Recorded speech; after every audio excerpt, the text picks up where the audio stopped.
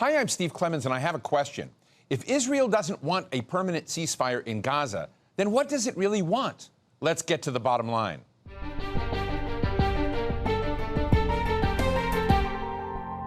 Israel's leaders insist they won't accept a permanent ceasefire in their war on Gaza, and they've intensified their attack on Rafah. That town is the last refuge for more than 1 million Palestinians who've been pushed there as Israel extends its war on Gaza with no end in sight. U.S. President Joe Biden said that Israel's plans to attack Rafah are, quote, just wrong, and he paused the shipment of weapons to Israel. But how real are the tensions between Israel and its biggest sponsor, the United States? And can Israel continue its war on Gaza with impunity well into the future? Today, we're talking with Daniel Levy, president of the U.S. Middle East Project and former advisor to the Israeli government. Daniel, thank you so much for talking with us today.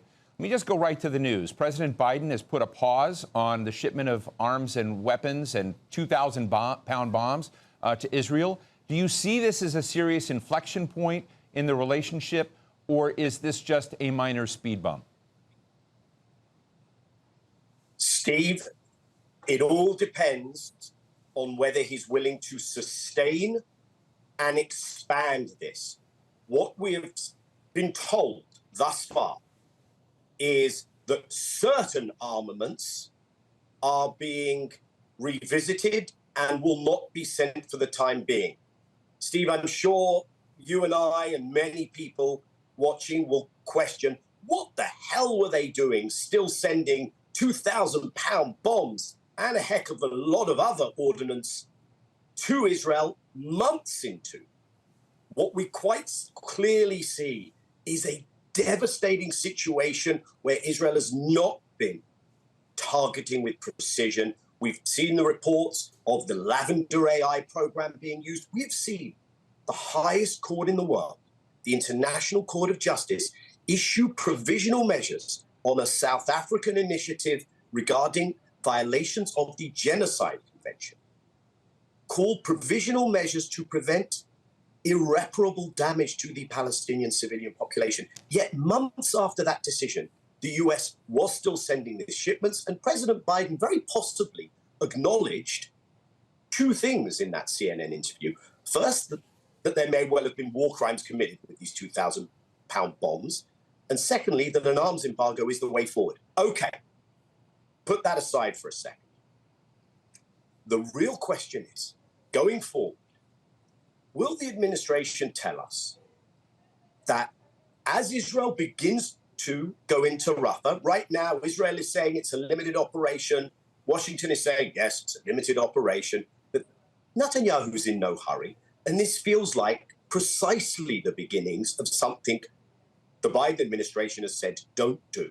As that continues, as we still don't see the entry of the kind of humanitarian assistance that is needed, and as Netanyahu stares down the president and says, we have the weapons, we're continuing, shame on you for challenging us in this way. And as we hear that echo chamber inside the US go after the president, will the president begin to muddy the waters and say, of course, Israel's war goals are something we still back.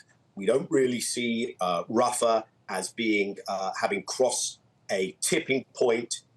Of course, Hamas is still to blame for the fact there's no deal, even though Hamas said yes and Israel said no.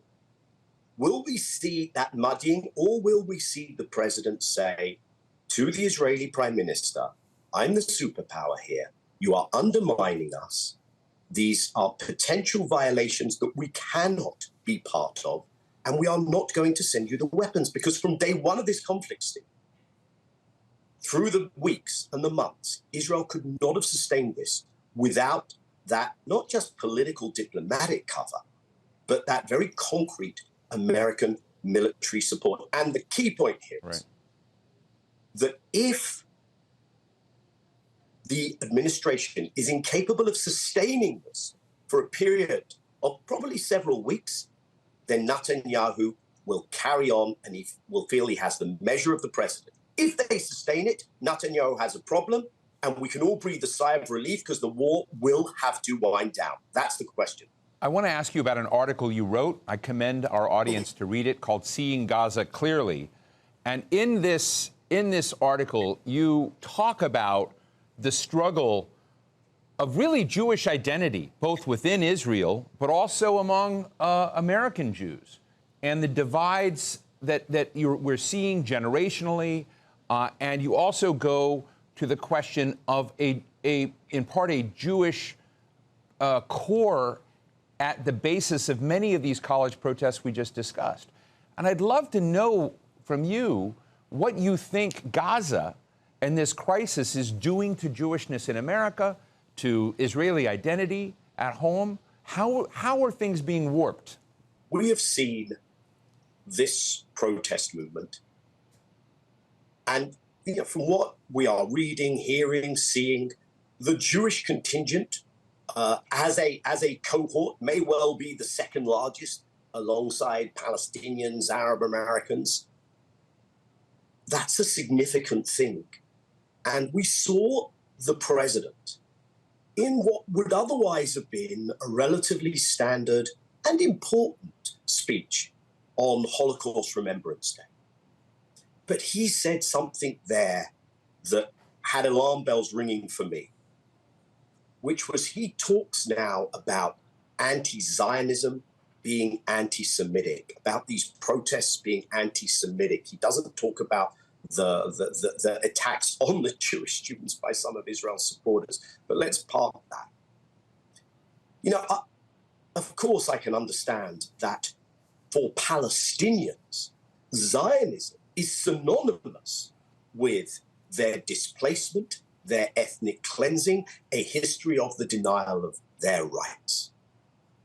I don't know how you can almost not be opposed to Zionism as a Palestinian. But in that Jewish space, as a people, we pride ourselves on constantly grappling with texts, arguing, debating. I'm sure that's not unique to the Jewish people. There is a strand of Jewish ultra-Orthodoxy which sees the existence of a Zionist state of Israel as contrary to their reading of Jewish texts, that you can't have Jewish sovereignty absent the coming of the Messiah. That's their position. You have a cohort of Jewish people who see actual existing Zionism, just what has happened in these 75 plus years, what it has meant as an affront to their understanding of the core values, the core ethic that they and we derive from our belonging to a Jewish people and a Jewish history and a universality of that never again. So not in my name. There are Jews who maybe don't have either of those positions, but look at this in very practical ways and say, the ideology, all of that, interesting debate. But is Israel doing what's written on the tin? Is Israel making the world a safer place for Israeli Jews and for Jews on the outside by going down this ever more extreme journey to a place where it's in the dock at the International Criminal Court, at the International Court of Justice? Let's just have a pragmatic conversation. Is this working? So the idea that you can create this monolith, that only Zionism is an acceptable form of contemporary Jewish expression, that is a goddamn awful place for a political debate to be and for a president debate to be. And it's an insult to many Jews and to Jewish history. And the thing we have to recognize is it's not going to hold. It's not going to hold because what's on the table today, and this is fascinating, it's not, they're out there saying this settlement is going too far. The idea that actual existing Zionism is working, that's what's under the microscope, and really important as well, as we're having that debate. I would urge people, because there's nothing more legitimate, I would argue nothing more Jewish than protesting against crimes and genocide and inhumanity. But I would urge people to make sure that bridges exist for people to traverse. that there is a way for Jewish people, I'm talking here, who this identity, this affiliation with Israel has been so central. I can understand that when, and there is anti-Semitism at the fringe, but I insist it's at the fringe. But when people have built so much of their identity around this affiliation with Israel, it can feel like your very sense of being is under assault. And as people question that, we need to make sure there are bridges for people to say, okay, this is hard for me. How do I join you? And in the heart and in the heat of the moment, I know that's difficult, but there has to be that way of reaching out. It has been a broad tent. There have been Jewish Friday nights, Jewish Passover services. And I think it's going to be really important that more people can go on that journey and that a future is offered to Israeli Jews. Again, a hard one, but this isn't Algeria. You know, once we get beyond apartheid, that the offering has to be, here is your place where you will actually be more secure as Israeli Jews living in a future dispensation of equality, not of ethnic dominance and supremacy, but of equality. And I'm not trying to preach to people who are living through a horrendous assault right now, but I think Palestinians themselves know that this will strategically serve their movement, and they know. I think that Israeli Jews aren't going anywhere. Right. From the river to the sea, they are going to be there, but not in this position of privileged domination, under equality, with a future that is better for them. Right. Daniel, where do you see Palestinian identity at this moment? I know you have many Palestinian contacts. You've been watching the protests in the United States, and you yourself have been a bridge many, many times between these different factions. What struggles and stresses does the Palestinian side of this equation, which is under incredible siege right now, need to go through? Where is that? So as we see these movements that are challenging and questioning from all kinds of directions, this incredible proliferation. If people haven't yet seen Macklemore's Hind Fall, I highly recommend it. It's a cultural breakthrough moment. All this is happening when you don't have a Palestinian national movement. It flies the flag, but it doesn't fly the liberation struggle or strategy. You don't have a movement that can say, hey, this is where we come in. This is where we can be useful. This is what we're offering as our freedom charter. Because the mainstream movement through the years of Oslo has been co-opted, has been decimated. And I'm not, yes, this has been an Israeli strategy. It's been backed by America, the West, to impose leaders, to impose a reality, to impose solutions that don't serve Palestinians. And through those years, that leadership has lost touch with its people. So this is a moment where in the least propitious of circumstances, Palestinians are having to grapple with how do they rebuild their own movement, their own strategies, their own visions for the future. And they've just got to be given the space to do so. But the worst service one could give to the Palestinians, and I would argue by extension, therefore, to the possibility of a better future for Palestinians and Israelis alike, the worst thing one could do would be to have this idea that you can simply go back to the status quo ante, freeze the apartheid reality, choose leaders for the Palestinians, put some technocrats in charge. If people aren't familiar with the oeuvre of work of a certain columnist, Tom Friedman, the fantasies around Saudis guaranteeing a Palestinian future, the Saudis aren't going to fall into this trap, I don't believe anyway, by the way. All this nonsense, which will only make it harder to get to the core of, of a process of truth and reconciliation in the future, because I was involved in that whole Oslo peace effort. And the thing that was most conspicuously absent from that was any attempt to get a truth, reconciliation, historic justice. It doesn't mean the Israeli Jews go away, but it means you confront and come to terms with and don't sweep under the carpet the seminal experience of Palestinians, of Nakba, of dispossession. And that's really hard, Steve. And I don't know, there are petitions going around. This is a moment of great tumult and of organizing on the Palestinian side, but under really difficult circumstances. My question to you in this is, who is going to be the agent to help change the game on the Palestinian side of this equation? Because as I look at it, I don't see any Arab states ripping up the Abraham Accords. I don't see Jordan and Egypt saying, hey, our peace treaty is over. I see a lot of consternation. I see a lot of calls for concern. I don't see anyone changing the trajectory that they're on, either in the Arab world or the broader Western U.S. transatlantic world in this. Tell me where I'm wrong. One thing the last 7 months have shown is the Abraham Accord type normalization agreements are clearly not a contribution to peace. I don't think that was ever the actual architecture intention, but they have survived. And there's one way of looking at this where Israel can feel relatively relaxed about its equities in the region. But I do think something fundamental has happened, which is that not just those who signed normalization agreements, but the region in general has seen a few things happen. It has seen that there is a cost to being too closely associated with a country that can go this extreme.